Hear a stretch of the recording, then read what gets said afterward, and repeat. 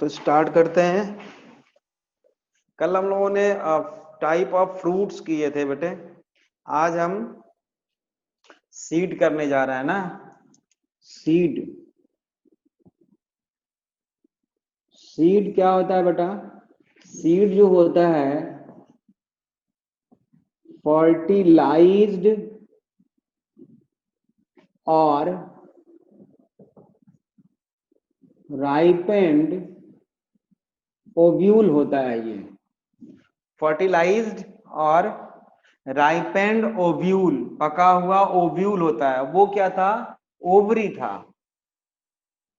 सुप्रभात ज्योतिरादित्य, ठीक है बेटा।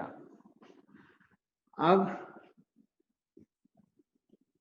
जो सीड होता है बच्चे, आप जानते हो कि सबने ग्राम सीड को का सीड कवर तो निकाल के देखा होगा सबने, ठीक है ना। तो डाई यूजुअली एंजियोस्पर्म में क्या होता है बेटा, ये डाइकॉट में, कि दो सीड कोट होती है। बाहर एक थिक होती है और उसके अंदर थिन होती है, पतली सी होती है, पेपरी जिसको बोलते हैं, या मेम्ब्रेनस होती है वो, है ना। सीड कोट दो होती है बेटा। एक बाहर होता है जिसको कि हम टेस्टा बोलते हैं, टेस्टा थिक एंड रेजिस्टेंट होता है। और उसके नीचे बेटा होता है टेगमेंट, जो कि थिन होता है और मेम्ब्रेनस होता है, ठीक है। तो सीड में जो आउटर कवरिंग होगी बेटा, आउटर, वो होती है टेस्टा, उसको टेस्टा कहते हैं बेटा। और टेस्टा जो होता है वो थिक होगा एंड रेजिस्टेंट होता है बेटा, वाटर और, है ना, माइक्रोबियल अटैक थोड़ा कम कर देता है ये, ठीक है। अंदर जो होता है बेटा इनर, वो होता है टेगमेन। टेगमेन, टेगमेन जो होता है बेटा वो थिन होगा एंड मेम्ब्रेनस या पेपरी, पेपर के जैसा, ठीक है। Next,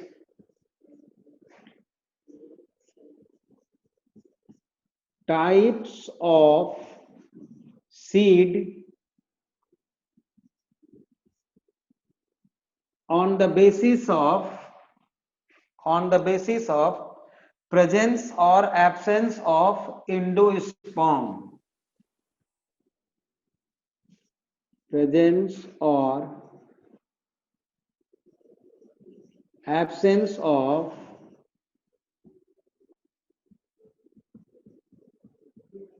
endosperm। बेटा जिम्नोस्पर्म का जो एंजियोस्पर्म होता है, उसकी प्लॉइडी लेवल क्या होती है? एन होती है कि डिप्लॉयड होती है कि ट्रिप्लॉयड होती है? बताओ, हैप्लॉयड होती है कि डिप्लॉयड होती है कि ट्रिप्लॉयड होती है? इंडोस्पर्म का प्लॉइडी लेवल एंजियोस्पर्म में, बोलो। बताओगे तभी हम आगे चलेंगे, नहीं तो चुपचाप मैं भी यहीं पे खड़ा रहूंगा जब तक आपका आंसर नहीं आता है। बोलो, बहुत आसान सा क्वेश्चन पूछा है मैंने, रिपीट कर दूं Navdeep. But a ploidy level of endosperm of angiosperm is haploid, diploid और ट्रिप्लॉयड? आपको बताना है। ज्योतिरादित्य ने लिखा है ट्रिप्लॉयड, पर्व गर्ग ने लिखा है हैप्लॉयड एन। ज्योतिरादित्य और दो बच्चों ने बताया अभी तक, बाकी लोग नहीं बताएंगे। क्यों नहीं बताएंगे?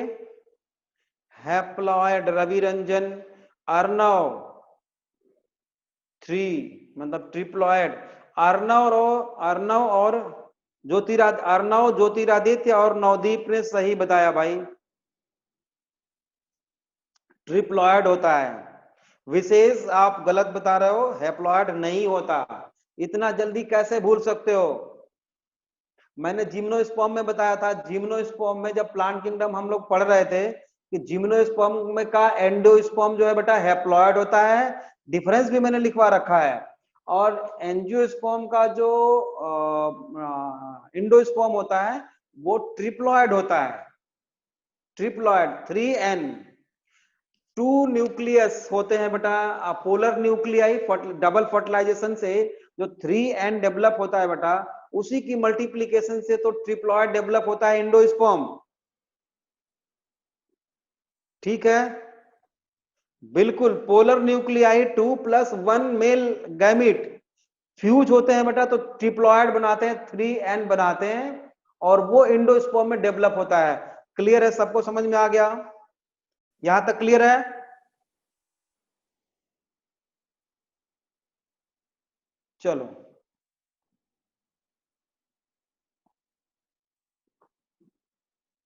ठीक है बेटा, देखो इधर अब, ठीक है। चलो अब क्या होता है बेटा कि आ, अभी ये डायग्राम बनाना नहीं है, मैं फिर से दोबारा बनाऊंगा।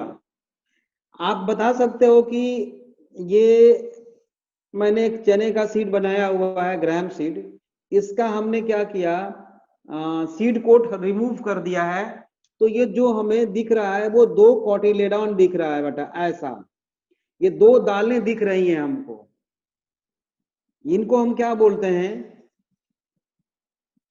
कॉटिलेडॉन। कॉटिलेडॉन है, तो 2 कॉटिलेडॉन है, डाइकॉट है। इसका प्लॉइडी लेवल क्या होगा बेटा, इस कॉटिलेडॉन का प्लॉइडी लेवल n होगा कि 2n होगा कि 3n होगा, बताना है आपको। आप क्या समझते हो बताओ, n होगा कि 2n होगा कि 3n होगा? मैं पहले बता चुका हूं इसलिए पूछ रहा हूं, ये तो रिवीजन हो रहा है अभी। डिप्लॉयड संजय 2n, बहुत अच्छा, वेरी गुड। चलो सौम्य संजन ने बता दिया कि ये डिप्लॉयड होता है बेटा, समझ रहे हो? हाँ ज्योतिरादित्य ठीक है, ये डिप्लॉयड होता है, 2n होता है। अब आप एक बात बताओ, ओव्यूल जो है बेटा, ये ओव्यूल मैंने बनाया है, ये ओव्यूल है, ये ट्रिप्लॉयड है, मतलब ये 3n है, ठीक है। और ओव्यूल किस में डेवलप हुआ, सीड में, और सीड में क्या है बेटा, कॉटिलेडॉन है, और कॉटिलेडॉन क्या है, डिप्लॉयड है, डिप्लॉयड है। ये ओव्यूल है, ओव्यूल में इंडोस्पर्म था, ट्रिप्लॉयड, ओव्यूल में ट्रिप्लॉयड था, इंडोस्पर्म, और यही ओव्यूल डिप्लॉयड कॉटिलेडॉन में डेवलप हुआ। इसका क्या मतलब हुआ कि ड्यूरिंग सेल डिवीजन, स्टेटमेंट ध्यान से सुनना मेरा, during seed development, during seed development all endosperm in few cells, few seeds है ना, in some seeds all endosperms consumed and convert diploid cotyledon, मतलब सारा का सारा एंडोस्पर्म बेटा कंज्यूम कर लिया जाता है और वो कन्वर्ट कर दिया जाता है किसमें, डिप्लॉयड कॉटिलेडॉन में। लेकिन डाइकोटिलेडनस सीड में ऐसा होता है बेटा, डाइकोटिलेडनस सीड में क्या होता है बेटा, during development of seed endosperm consume कर लिया जाता है बेटा, और वो कन्वर्ट कर दिया जाता है किसमें, कॉटिलेडॉन में। इसका मतलब उसमें सीड में क्या होगा, इंडोस्पर्म नहीं होगा। तो on the basis of presence and absence of endosperm, मतलब कि सीड में इंडोस्पर्म है या नहीं है, इसके बेसिस पे बेटा अगर सीड को हम डिवाइड करने की कोशिश करें तो 2 तरह के सीड हो सकते हैं। एक वो सीड जिसमें कि इंडोस्पर्म है, उसको बोलेंगे इंडोस्पर्मिक सीड, और एक वो सीड जिसमें कि इंडोस्पर्म नहीं है, उसको क्या बोलेंगे, नॉन इंडोस्पर्मिक सीड और एक्स एल्बुमिनस सीड। समझ में आ गया?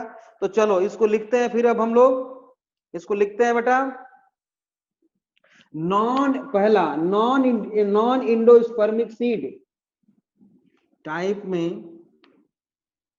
पहला है बेटा नॉन इंडोस्पर्मिक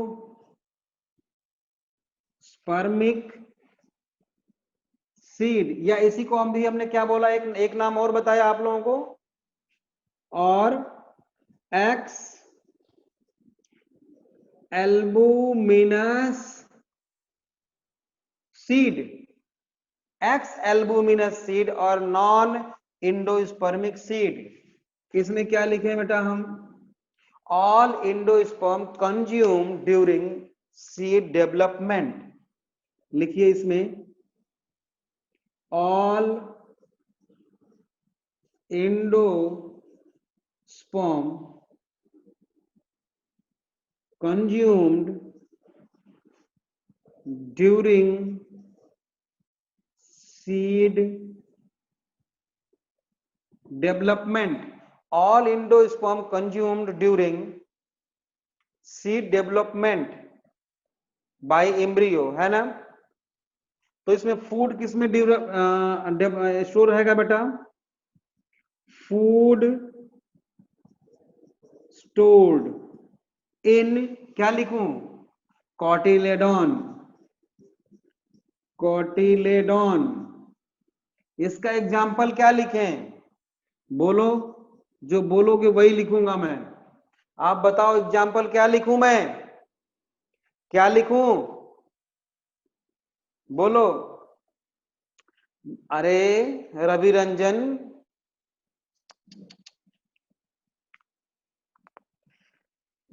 रवि रंजन ने मेज बताया है भाई, अपना अपना आंसर लिखो, क्या लिखूं इसमें एग्जाम्पल में, मैं क्या लिखूं, ध्यान से सुनो, पी, हाँ बिल्कुल, यहां पे बेटा मैं लिख रहा हूं डाइकॉट, रेड कलर से मैंने लिखा है, बिल्कुल ठीक है, डाइकॉट, स्टार लगा दूं मैं यहां पे, एग्जाम्पल में लिख रहा हूं डाइकॉट, ब्रैकेट में हम लिख रहा हूं मैं डाइकॉट में P been mustard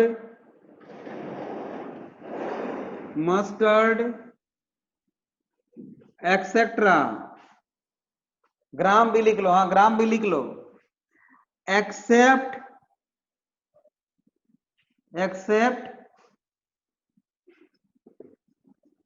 castor, accept castor, देख लो कैस्टर बेटा ये डाइकॉट है, लेकिन इसमें जो सीड होता है वो एल्बुमिनस सीड होता है, मतलब इंडोस्पर्मिक सीड है, वो याद रखना, ये एक्सेप्शन है, डाइकॉट में कैस्टर एक्सेप्शन है, इंडोस्पर्मिक सीड होगा इसमें, नॉन इंडोस्पर्मिक सीड नहीं है ये, ठीक है। एंड ऑर्किड, ऑर्किड बेटा मोनोकॉट है, ऑर्किड जो है बेटा मोनोकॉट है,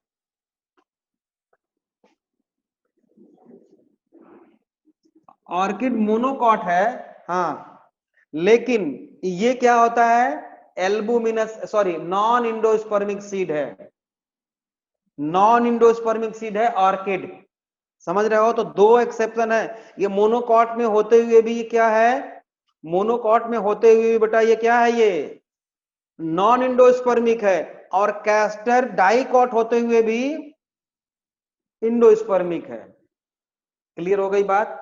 तो ये एक्सेप्शन बिल्कुल याद रखना है आपको। दूसरा है बेटा endospermic seed, second endospermic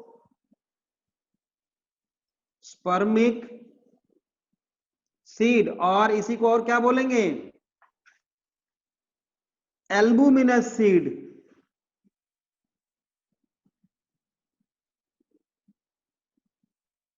albuminous seed. Sir in maize, sir मेज मोनोकॉट में नॉन इंडोस्पर्मिक है क्या, नहीं भाई नहीं, ऐसा नहीं है, वो इंडोस्पर्मिक है, मेज इंडोस्पर्मिक होता है। अब इसमें क्या लिखेंगे बेटा, इसमें क्या लिखेंगे, इंडोस्पर्म कंज्यूम कर लिया जाता है, नहीं, इसमें लिखो reserve food remains in the form of endosperm. Reserve food remains, इसमें लिखो reserve food remains in the form of reserve food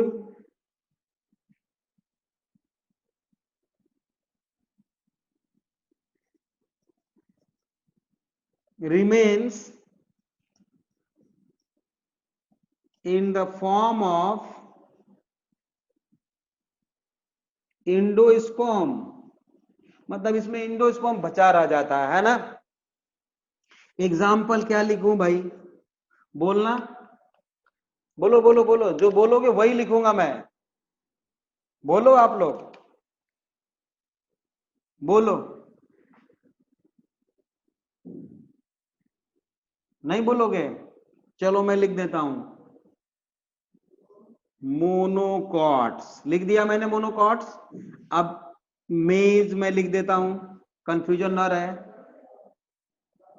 मेज और व्हीट और राइस एक्सेट्रा, बाजरा, हाँ एक्सेट्रा, ठीक है, रबर भी लिख सकते हो, है ना, except, except, except orchid, except orchid, लिखो लिखो लिखो लिखो, एक्सेप्ट ऑर्किड,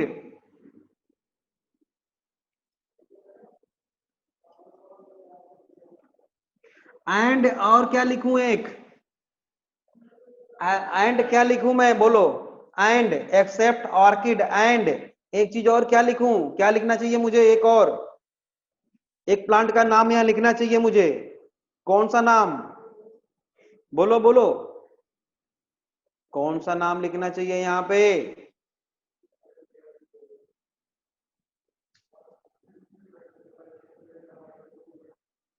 बोलो, नहीं समझ में आ रहा है, क्या लिखें यहां पे, क्या लिखें, किसी ने बोला ही नहीं बेटा, इधर ऊपर कैस्टर लिखा हुआ है ना, एक्सेप्ट कैस्टर, तो बिल्कुल यार, तभी से मैं चिल्ला रहा हूं, बोल देना चाहिए, तो कैस्टर यहां पे लिखा हुआ, सर नेट सही नहीं है मेरा, अच्छा कोई बात नहीं, तो कैस्टर लिखेंगे बेटा, एंड कैस्टर, कैस्टर यहां पे लिखेंगे, ठीक है। तो मुझे लगता है इंडोस्पर्मिक और नॉन इंडोस्पर्मिक सीड आपको अच्छी तरह समझ में आ गया, इसको मैं मिटा देता हूं, structure of seeds, structure of seed, अब उसमें भी डाइकॉट, डाइकॉट सीड के बारे में देखते हैं पहले, स्ट्रक्चर है ना बेटा, ग्राम सीड पॉपुलर है, आप उसको जानते हो, सबने देखा है, अगर उसको बाहर से देखें हम तो कुछ इस तरह का दिखता है बेटा हमें, ये बीक लाइक स्ट्रक्चर आपको दिखता है, बीक लाइक स्ट्रक्चर, इसको हम बोलते हैं बेटा पायरीफॉर्म, ठीक है, यहां पे एक लाइन के जैसे दिखता है आपको, और यहां पे एक डिप्रेशन दिखता है बेटा, यहां पे एक डिप्रेशन दिखता है, इसको हम बोलते हैं हाइलम, ठीक है, और हाइलम के, ये हाइलम, ठीक है, हाइलम के बीच में यहां पर एक पोर होता है, जिसको हम बोलते हैं बेटा, ये पोर है, इसको हम बोलते हैं माइक्रोपाइल, माइक्रोपाइल किस लिए होता है बेटा, for gaseous exchange and water absorption during seed germination, है ना, वाटर को एब्जॉर्ब करता है इससे। ये क्या है, हाइलम क्या है, it is a place where funicle attach. Funicle जानते हो, फ्यूनिकल जानते हो आप, ये मान लो स्टिग्मा है, ये स्टाइल है, ये ओवरी है और ये ओव्यूल है, तो ओव्यूल का ये इंटेगुमेंट है मान लो ऐसा, तो ये जो जिससे कि अटैच है ओव्यूल, जिसके थ्रू ओवरी से अटैच है, ये वाला पार्ट देख रहे हो, हाँ, सीड अटैच होती है फ्रूट के साथ, वही है फ्यूनिकल, और यहां पे फ्यूनिकल ये है, तो it is a place, hilum is the place where seed, where funicle attached, जिससे कि फ्यूनिकल अटैच होता है, ठीक है। और यहां भी एक डिप्रेशन आप देखते हो, ठीक है ना, इस डिप्रेशन को हम बोलते हैं बेटा ग्रूव, ग्रूव बोलते हैं।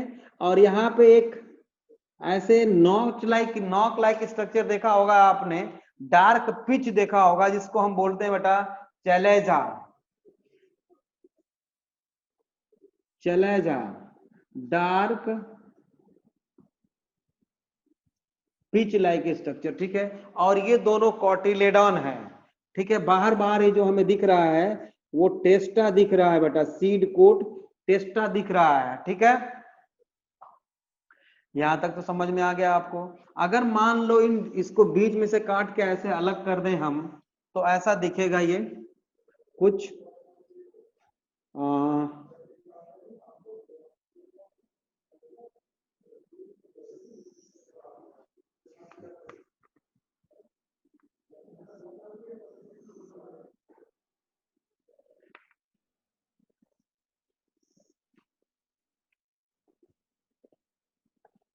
ठीक है। ये जो सीट ऐसा मैंने काट दिया है ना, तो दो लेयर दिखेगी इसमें बेटा, इनर लेयर बिल्कुल थिन होगी, पेपरी होगी, इनर लेयर तो पेपरी होगी, थिन होगी, तो बाहर वाले का हमने क्या नाम दिया था बेटा, टेस्टा,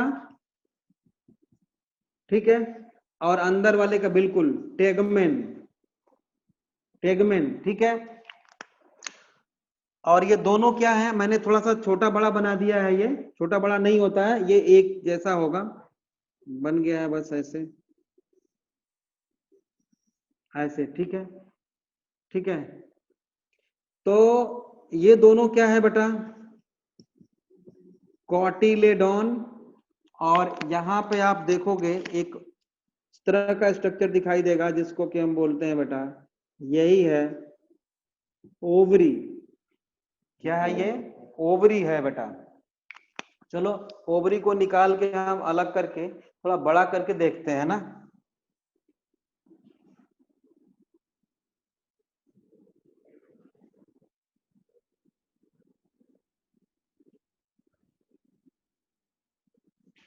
ऐसे,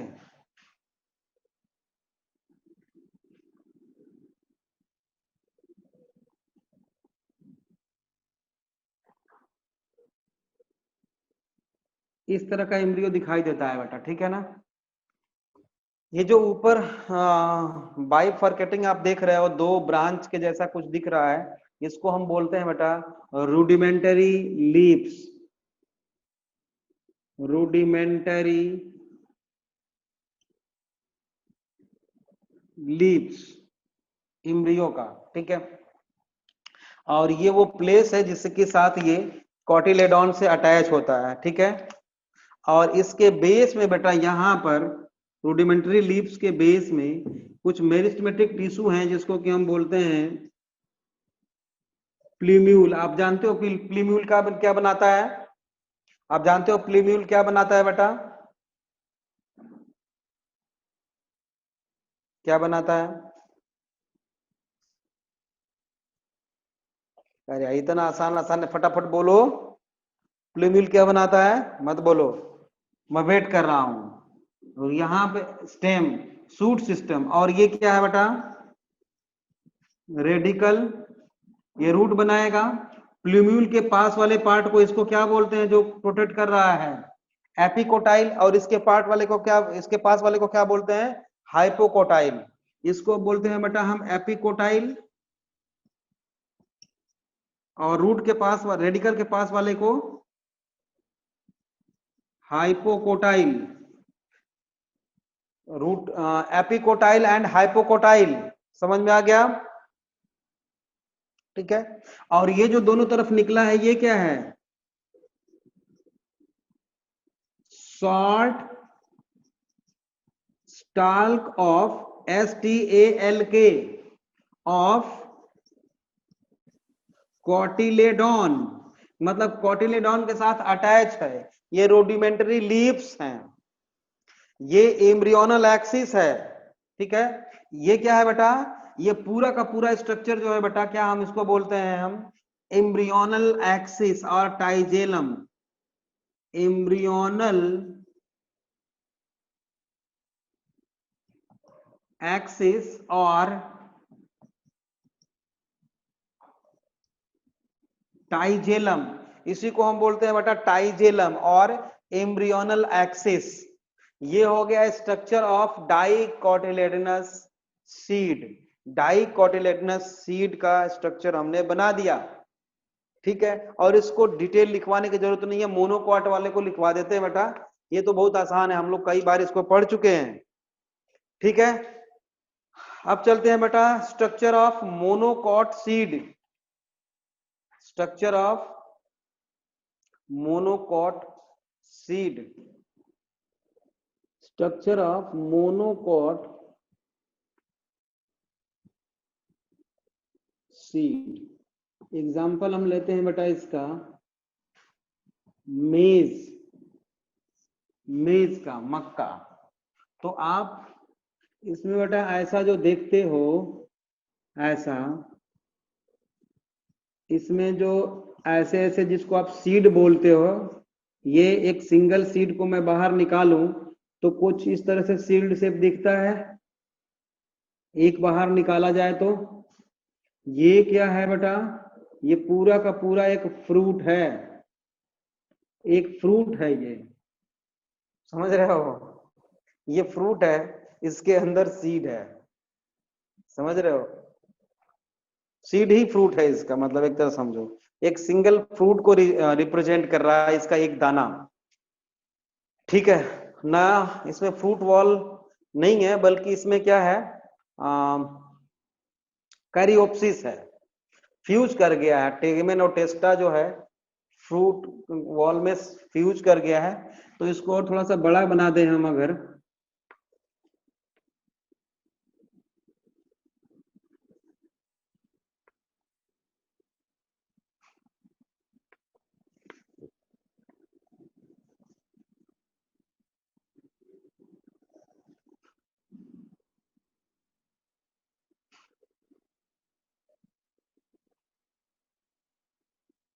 इस तरह से ट्रायंगुलर होता है, आपने देखा होगा। ठीक है। तो ये बाहर बाहर जो देख रहे हो बेटा, ये फ्रूट वॉल है। ठीक है। जिसमें कि टेस्टा प्लस टेगमेन फ्यूज हो गए हैं, इसको हम बोलते हैं कैरियोप्सिस। ठीक है।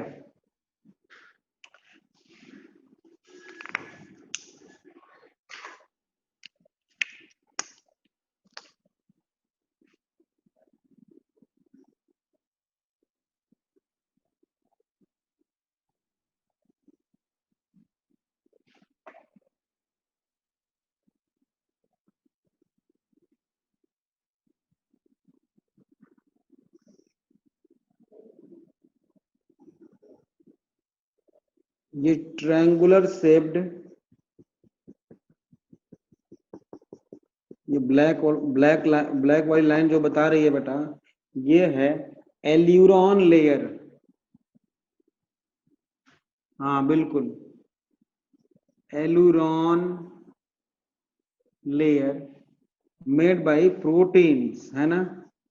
इसमें प्रोटीन स्टोर होती है बेटा, प्रोटीन स्टोर्ड होती है एलुरॉन लेयर में, प्रोटीन स्टोर होती है, प्रोटीनेशियस होता है ये, प्रोटीनेशियस। और इसके अंदर ये जो देख रहे हो यही इंडोस्पर्मिक सेल है ना। ये क्या है, इंडोस्पर्म। और ये होता है बेटा स्टार्ची, ये होता है स्टार्ची, ठीक है। और ये जो ट्रेंगुलर शेप्ड यहां देख रहे हो यही है इसका कॉटिलेडॉन, ये है कॉटिलेडॉन बेटा। ये क्या है, ट्रेंगुलर शेप जो व्हाइट कलर का दिख रहा है आपको, कॉटिलेडॉन है, जिसको हम बोलते हैं स्कूटेलम। यही क्या है इसका कॉटिलेडॉन है। कॉटिलेडॉन को ही स्ट्रॉन्ग सील्ड शेप्ड, हाँ ये सही बात है, सील्ड शेप्ड ट्रायंगुलर कॉटिलेडॉन है, जिसको कि हम क्या बोल रहे हैं, स्कूटेलम, ठीक है। और यहां पर एक मेरिस्टेमेटिक टिश्यू है बेटा, और यहां पे एक मेरिस्टेमेटिक टिश्यू है। इस मेरिस्टेमेटिक टिश्यू को हम क्या बोलते हैं, प्लीम्यूल। और यहां पे जो मेरिस्टेमेटिक टिश्यू है इसको बोल रहे हैं रेडिकल। प्लीम्यूल के ऊपर बेटा यहां पर प्लीम्यूल को प्रोटेक्ट करने वाली कुछ सेल्स हैं जिसको कि हम बोलते हैं कोलियोप्टाइल, कोलियोप्टाइल बोलते हैं, हाँ कोलियोप्टाइल। और जो रेडिकल है बेटा, रेडिकल को प्रोटेक्टिव सीट जो होती है, रेडिकल को जो प्रोटेक्ट करती है उसको बोलते हैं बेटा कोलियो राइजा। राइजा रूट के लिए यूज करते हैं हम, कोलियो राइजा। अब बिटवीन बिटवीन कोलियोप्टाइल एंड प्लीम्यूल यहाँ पे कुछ इस तरह का स्ट्रक्चर देखा होगा आप लोगों ने। And between radical and coleorhiza भी यहाँ पे स्ट्रक्चर बुक में बनाया होगा डायग्राम में। इसको हम बोलते हैं बेटा एम्ब्रियोनिक लीव्स। ये क्या है, बिटवीन प्लीम्यूल एंड कोलियोप्टाइल जो है बेटा वो है एम्ब्रियोनिक लीव्स, एम्ब्रियोनिक लीव्स। और बिटवीन रेडिकल एंड कोलियोराइजा यहाँ पर जो है बेटा ये है रूट कैप, रूट कैप बनाने वाले सेल्स हैं, राइट। और ये जो है स्कूटेलम है। ये सिंपल सा स्ट्रक्चर है बेटा मोनोकॉट सीड का, ठीक है। तो मोनोकॉट सीड में लिखो, हेडिंग दे दो मोनोकॉट सीड, और मोनोकॉट सीड में लिख लो in case of monocot seed is endospermic. In monocot seeds are endospermic except orchid, except orchid, ठीक है। Next point, in case of cereals, CEREALS, cereals such as maize seed, such as maize seed is thin and membranous, is thin and membranous, and it is fused with fruit wall, and it is fused with fruit wall, ठीक है। in case of cereal such as maize seed is thin and membranous and it is fused with fruit wall or pericarp,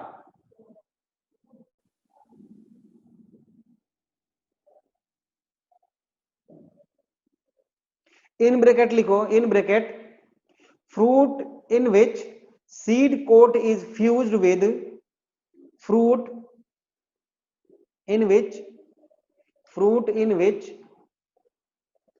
fruit in which seed coat is fused with fruit wall. Seed coat is fused with fruit wall is known as caryopsis. Is known as caryopsis. Next point, a large heavy starchy endosperm is present. A large heavy, repeat,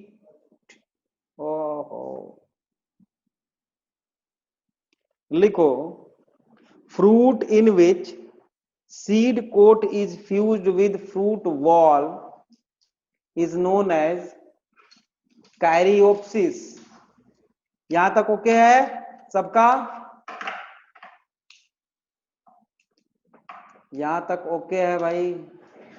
सब लोग बताओ बच्चों।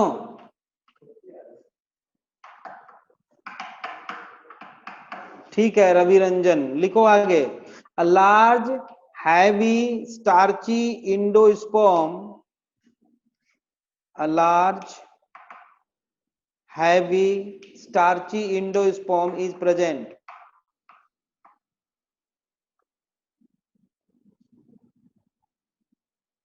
Next point, a large, the outermost layer of endosperm is known as, the outermost endosperm, the outermost layer of endosperm is known as क्या? Aileron layer, known as aileron layer, which is proteinaceous in nature. थोड़ा speed लिखो। which is proteinaceous in nature and it separates embryo from endosperm, and it separates embryo from endosperm.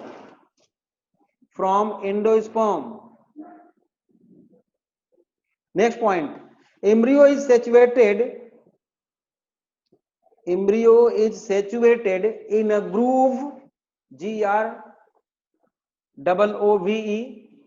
Embryo is situated in a groove and it consists of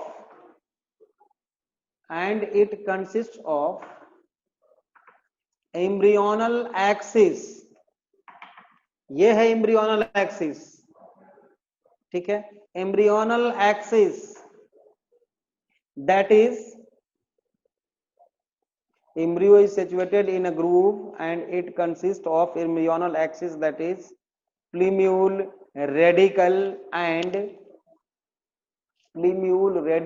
and a large shield shaped cotyledon,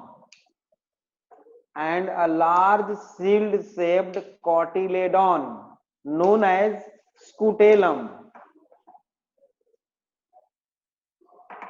Next point, both plumule and radicle is protected by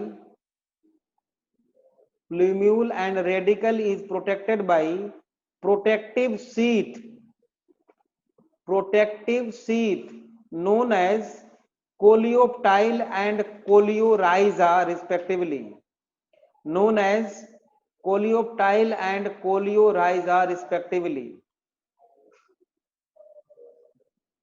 ठीक है बच्चों, अब चलो इस chapter का सबसे last वाला एक टॉपिक है वो शुरू करते हैं, है ना? Families.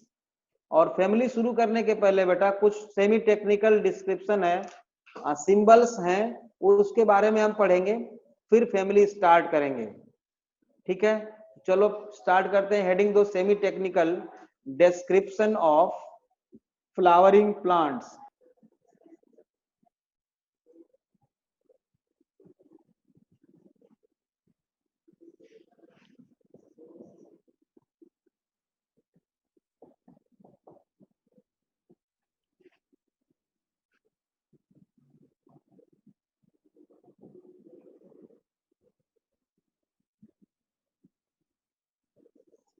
Semi technical description of flowering plants.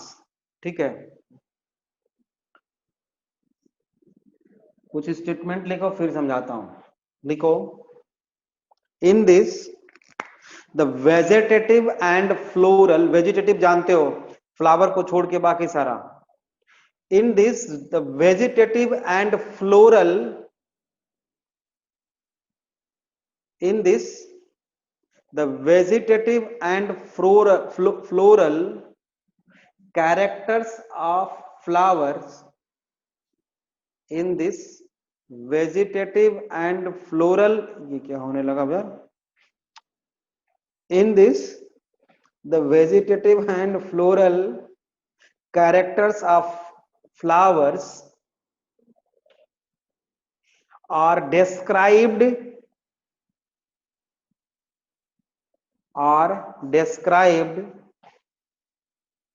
in scientific language, are described in scientific language. Next point, to describe floral characters, to describe floral characters, various symbols are used. To describe floral characters, various symbols are used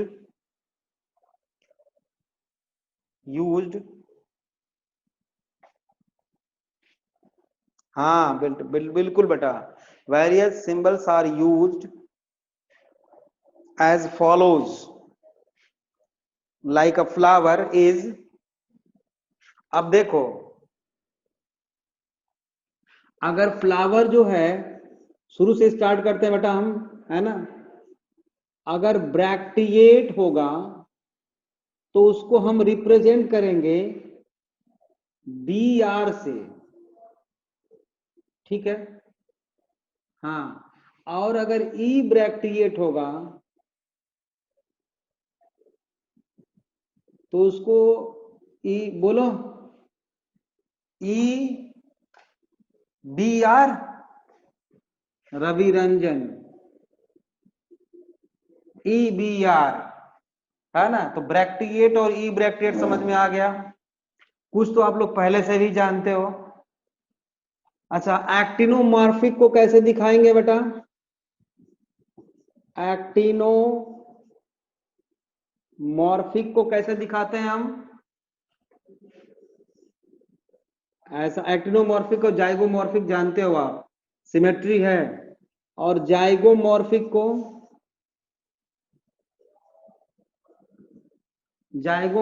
को percentage से, है ना, एक ही जगह से काट सकते हैं, जाइगोमॉर्फिक।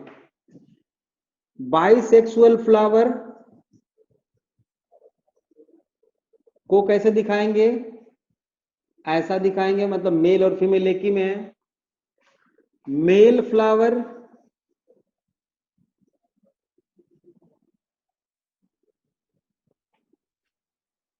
G+, मेल फ्लावर ऐसा, फीमेल फ्लावर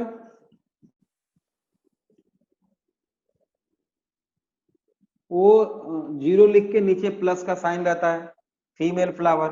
और ये है बाइसेक्सुअल, मतलब एक ही में दोनों है, ठीक है। एक्टिनोमॉर्फिक हो गया, और क्या है, नो सिंबल इन कीबोर्ड, हाँ ठीक बात है, कीबोर्ड में सिंबल नहीं है। ओके, कैलिक्स को कैसे दिखाएंगे बच्चे, कैलिक्स को के से दिखाते हैं बेटा, और कोरोला को सी से दिखाते हैं, के एंड कैलिक्स एंड कोरोला, ठीक है। पेरियंथ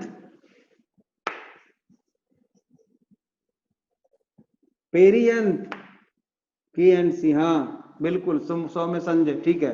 पेरियंथ को हम टेपल्स बोलते हैं ना बेटा, उसके यूनिट को टेपल्स, और इसको किससे दिखाते हैं, पेरियंथ को पी से रिप्रेजेंट करते हैं बेटा, बिल्कुल सही बात है, पेरियंथ को पी से दिखाते हैं। एंड्रोसियम को ए से रिप्रेजेंट करते हैं, ठीक है। गाइनोसियम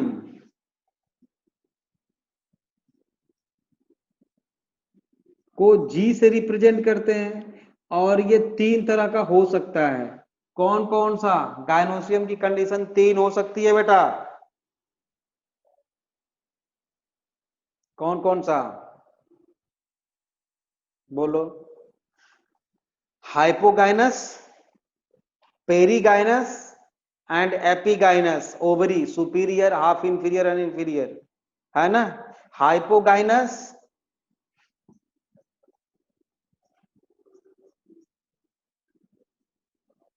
हाइपोगाइनस को जी लिख के और इसके नीचे लाइन लगा देते हैं, देखो ऐसे।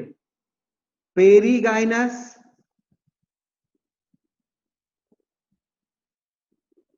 को जी लिख के बेटा और इसके सामने लगा देते हैं ऐसे लाइन। और एपीगाइनस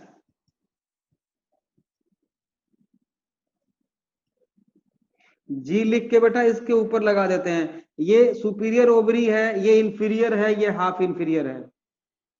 ठीक, समझ में आ गया होगा, ठीक है। न्यूटर फ्लावर को, न्यूटर फ्लावर, न्यूटर फ्लावर को एन से रिप्रेजेंट करते हैं बेटा, न्यूटर फ्लावर को एन से रिप्रेजेंट करते हैं। और स्टेराइल एंथर को किससे रिप्रेजेंट करते हैं? स्टेराइल एंथर, स्टेराइल एंथर का एक नाम और है, आप लोग बताओगे क्या नाम है? स्टेराइल एंथर को क्या बोलते हैं? स्टेराइल एंथर को क्या बोलते हैं, बताओगे? स्टेमी, बोलो। स्टेराइल एंथर, स्टेमिनोड, बहुत बढ़िया, स्टेमिनोड। और इसको रिप्रेजेंट करते हैं बेटा एसटीडी से। हाँ बिल्कुल, स्टेमन नहीं, स्टेमिनोड। और इसको रिप्रेजेंट करते हैं बेटा एसटीडी, एसटीडी, ठीक है। नेक्स्ट पॉइंट लिखिए। अच्छा, कोहेशन और एडेशन जानते हो? वाटर और वाटर मॉलिक्यूल में अट्रैक्शन, तो मतलब कि सिमिलर टाइप ऑफ मॉलिक्यूल के बीच में अट्रैक्शन को हम कोहेशन फोर्स बोलते हैं बेटा, कि उसमें लग रही है। और attraction between different type of molecule को हम बोलते हैं एडेशन। बिल्कुल ठीक बात है।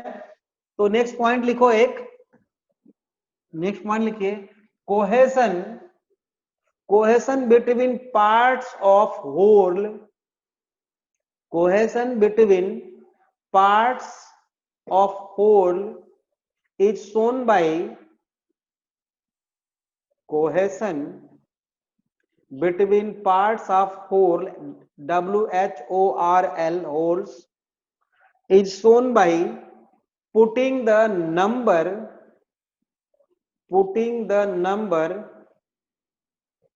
within a bracket, within a bracket,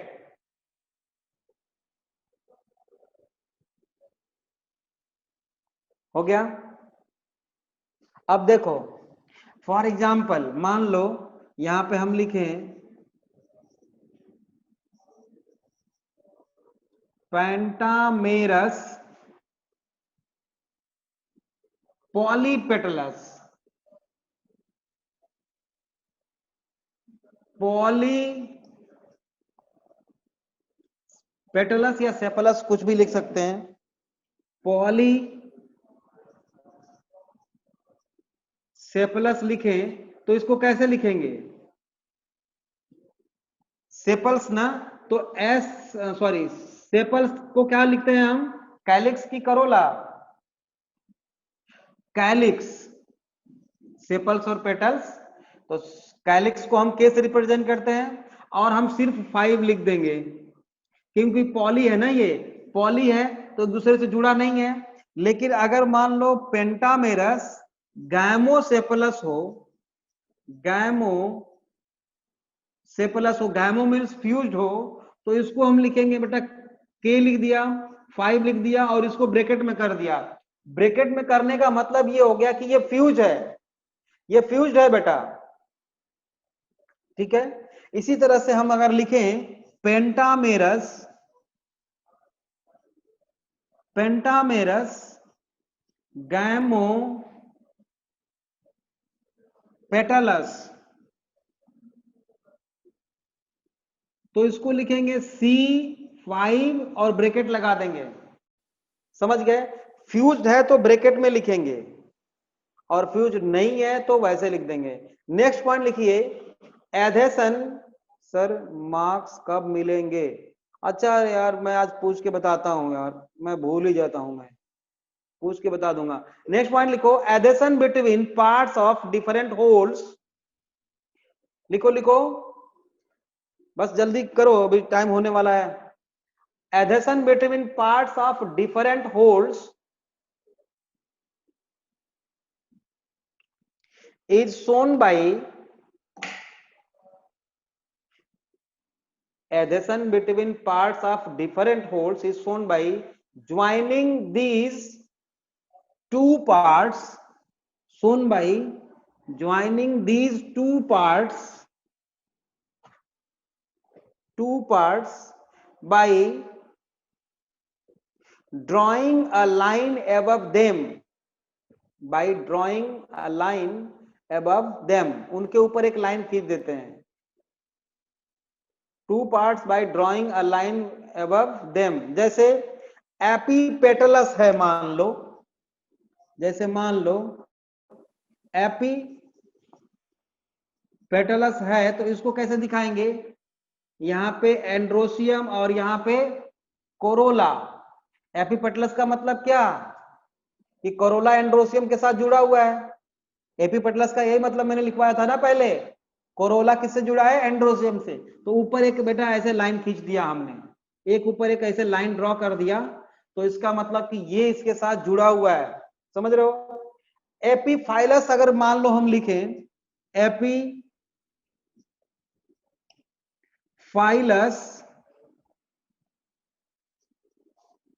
epiphyllous का मतलब पेरियंथ एंड्रोसियम से जुड़ा है, तो उसको ऐसे दिखा देंगे। समझ में आ गया यहां तक? चलो बाकी का नेक्स्ट क्लास में देखते हैं।